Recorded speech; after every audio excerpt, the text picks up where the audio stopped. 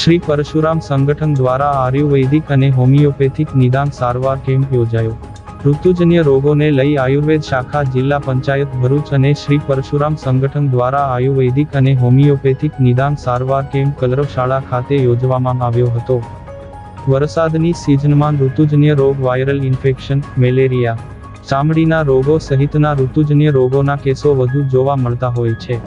ઋતુજન્ય રોગના નિવારણ અર્થે આરોગ્ય પરિવાર કલ્યાણ વિભાગ, ગુજરાત સરકાર અને નિયામક આયુષની કચેરી ગાંધીનગર નિર્દેશિત આયુર્વેદ શાખા જિલ્લા પંચાયત ભરૂચ અને શ્રી પરશુરામ સંગઠન દ્વારા આયુર્વેદિક અને હોમિયોપેથિક નિદાન સારવાર કેમ્પ કલરવ શાળા ખાતે યોજવામાં આવ્યો હતો, જેમાં 100થી વધુ લોકોએ કેમ્પનો લાભ લીધો હતો।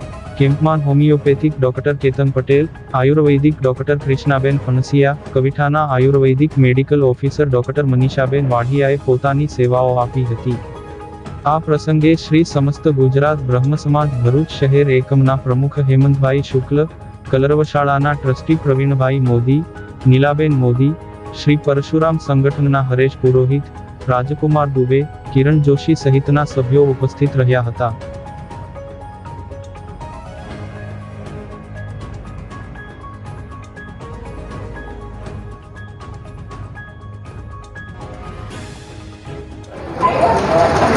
આજ રોજ આયુર્વેદ શાખા જિલ્લા પંચાયત ભરૂચ દ્વારા અને પરશુરામ સંગઠન દ્વારા કલરવ સ્કૂલમાં વિનામૂલ્યે સરકારી આયુર્વેદિક અને હોમિયોપેથી કેમ્પનું આયોજન કરાયું, જેમાં લોકોએ બહોળા પ્રમાણમાં લાભ લીધો છે। જિલ્લા આરોગ્ય શાખા જિલ્લા પંચાયત દ્વારા અને પરશુરામ સંગઠન દ્વારા ખૂબ જ સુંદર કલરવ સ્કૂલ ખાતે આયુર્વેદિક કેમ્પ અને હોમિયોપેથિકનું જે આયોજન કરવામાં આવેલું છે, તેમાં આજુબાજુના વિસ્તારના લોકોએ જે લાભ લીધો છે તે બદલ ખૂબ ખૂબ ધન્યવાદ।